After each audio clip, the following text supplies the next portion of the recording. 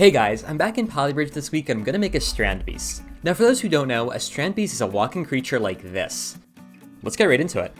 So I'm gonna start here in the sandbox, and the first thing I'm doing is expanding the islands apart and adding in some more land in between, because this is gonna take up a bit of space. So after just moving around some fixed joints, I'm putting in a custom shape. Now this custom shape, the whole idea of it is I'm gonna have it rotate around, and this is going to be the motor that drives my linkages. Now, I'm gonna need a new engine design in the future, but I like how simple the custom shape is, because it just works. So I put it in there, and I have 4 joints on the outside I can connect linkages to, and 1 point in the middle it can rotate around. But it's not gonna start rotating yet until I increase the motor's strength and speed. So as I do that, you see it rotates in place, and it's looking pretty good.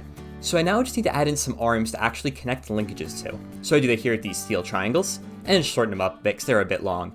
And it works the same way as before, but now it's just a little bit longer. So I'm connecting 2 pieces of steel to a fixed joint and then 1 part on the wheel. And now as the motor rotates, you see how it moves up and down the piece of steel connected to the fixed joint. I'll put an arrow there. And this is looking pretty good, and I can use this to drive a leg, or I'm gonna put in a leg here. So now as the motor rotates, it pulls up and down that 1 piece of steel that lifts up and down the leg. The problem is though, this motion isn't going to work. I need something a bit more complex. And the reason is as this leg moves backwards, it's going to push against the ground, but then it pulls forwards in the same exact path. It's like trying to walk without sliding or taking your foot off the ground. It's just not possible. So that is close, but it's not quite going to work. I need some mechanism to lift it up on the backstroke. So here I'm moving it to the other side because the reference image that I'm looking at has it on the other side, which is easier for me. And I have the same exact thing where I have 2 pieces of steel, one connected to a fixed joint, and as the motor rotates, it pushes up and down. And now I'm building in that leg again just for completeness. So now we're back where we were before. But I need some way to pull up the leg, and I'm doing that with this parallelogram.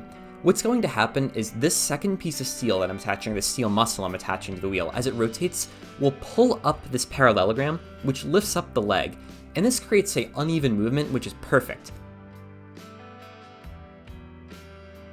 So as it moves backwards, it'll push against the ground, but then it can pick itself up off the ground and then put itself back down at the start. So then we actually get motion forwards without having to propel ourselves backwards again. So we won't do negative work, and this is perfect. So now I'm just optimizing it a bit, shortening up some linkages. And this is looking like a pretty promising start. Now before I move into the engine design, I want to talk about something important to me. Imagine this bus is your internet traffic. Your data is traversing a very weak bridge that can be easily intercepted and stolen. With ExpressVPN though, your connection becomes significantly more secure, stopping your ISP or hackers from stealing your data. Alright, now on a more personal note, I've wanted to watch Impractical Jokers on Netflix, but can't because it's not available in the US.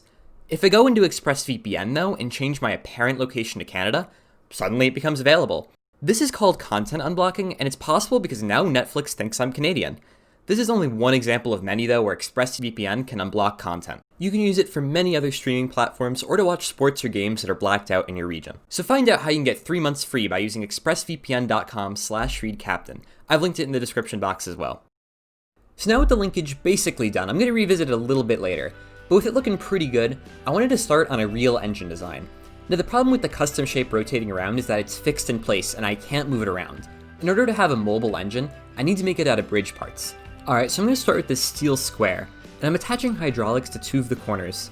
Now the idea is the hydraulics are going to expand, rotate the wheel 90 degrees, or the square 90 degrees, and then they're going to detach from the square, return to their initial position, re-grab the wheel, and push it forwards again. So right now I don't have that quite set up, but what I do have is that 90 degree mechanism working.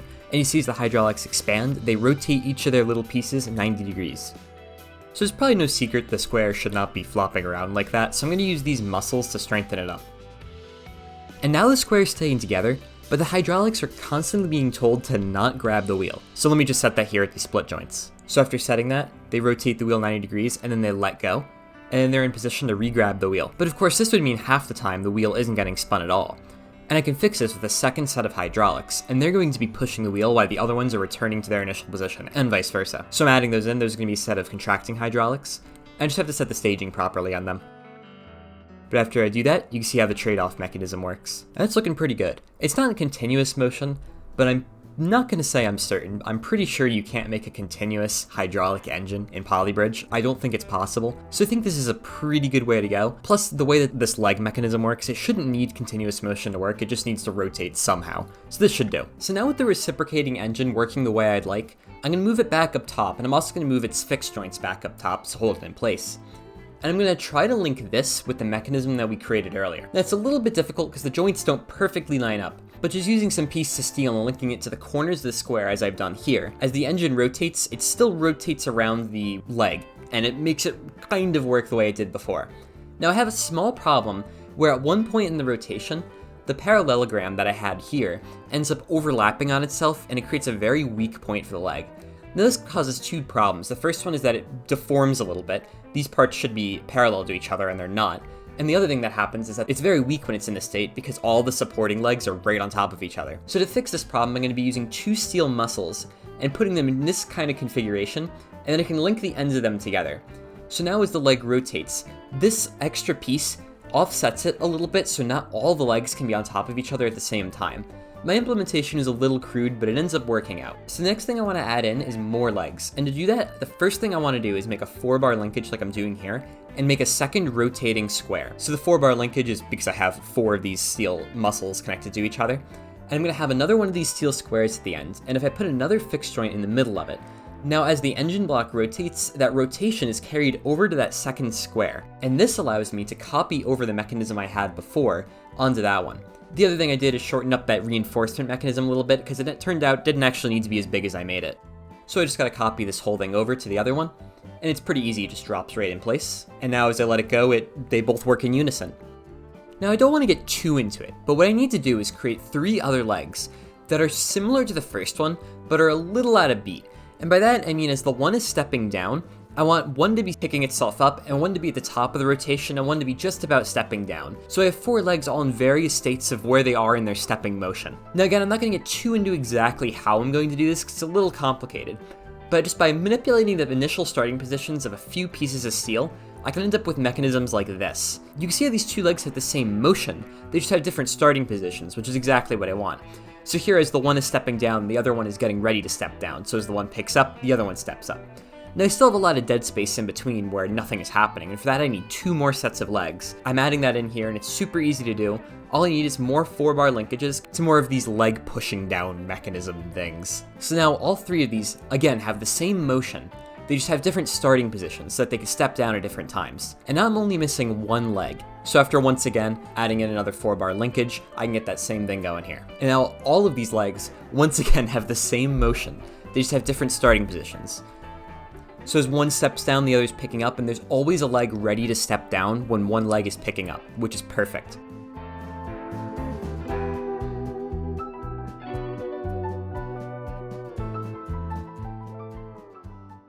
Now these 4 legs working, I wanted to add in a 5th one. I really had no idea why I wanted to add in the 5th one, but I wanted to get this thing on the ground, and it just seemed like a natural step. I really don't know why. I probably could have run it with 4, but whatever. You can see here I have all 5 going, and that first leg is mimicking the back leg.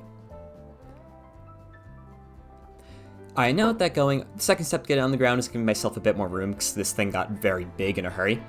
And I need to connect all of these fixed joints together. Now the fixed joints are holding this thing up in the air, and what I need to do is connect all of the fixed joints to some body frame so that that body frame can carry the weight instead of the fixed joints. So here I'm doing that just by putting in a lot of pieces of steel and connecting basically all of the red joints together. And with that out of the way, I can set this thing on the ground and try to let it walk. And it does move forwards, but it has a little bit of trouble because there's some points, there's 3 legs in the middle, there's only 1 leg in the ground at the time, and really I need 2 for it to work properly. So I set this thing back, and I think the next thing I do is add in some more legs. Yeah, that's what I'm doing here. So now I'm adding in 3 more legs to complete it, so I have 4 sets of legs. And this is just a simple process, same thing I did before by adding in some 4-bar linkages to connect all the rotating squares together. And now with 6 legs, you see it's running a little bit better, but in the middle it gets very weird. The engine also breaks on all these attempts, and I'll get back to that because there's a very simple fix for that. But anyways, here I'm adding in some more legs, and another set of legs, and you can see how the 8-leg one walks. That's pretty good, but now I need to address the engine problem because the legs are actually seeming to work pretty well now. So the reason that this fails is actually something I experienced in my car video. The problem is, the hydraulics don't rotate the engine to 90 degrees like they were before, because now they're under load. It rotates it more like, let's say 88 degrees. But that means each time it rotates, it's losing 2 degrees until it loses enough rotation that the split joints don't reconnect properly at the same point. So to fix this problem, I just have to push out the hydraulics to have them expand a little bit further, so that they'll want to expand 92 degrees, so when I lose that 2 degrees, they'll end up expanding the proper 90 degrees. Now these numbers I made up, it's somewhere around that 2 degree mark, it's just a very small amount. But that's basically what I have. But once I fix that, you can see it walks now, and it actually goes until it runs out of hydraulic phases. And all I want to do is add in another set of legs to the back, so I have 3 legs on the ground at a time. Now this is just to increase stability a little bit more, also because when it's longer it kind of looks cooler, so I wanted to go with that. Now this thing is running pretty well, so I want to see if I can get over some nice slopes.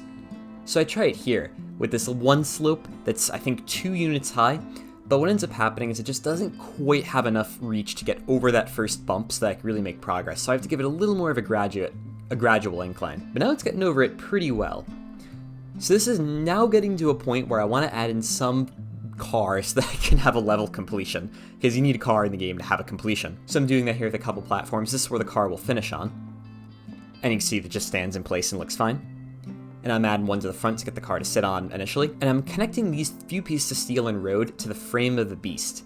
So as this thing moves, it just can hold a car on it. And I'm adding in a little Vespa, it's a little guy on a bike. He'll drive up onto this machine and unfortunately have to ride it. But now as he gets on it, I added a little hydraulic in the back just to hold him in, but that was the only thing I changed, and I can watch it get to the end.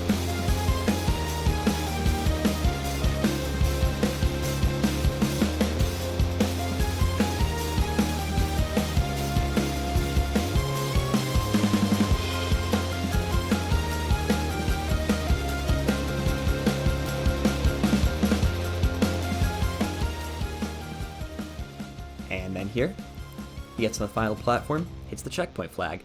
Alright, thanks everyone for watching, and thanks again to our sponsor, ExpressVPN. Remember to use the link on screen now to get 3 months free. If you have any questions or comments, feel free to ask below. Until next time.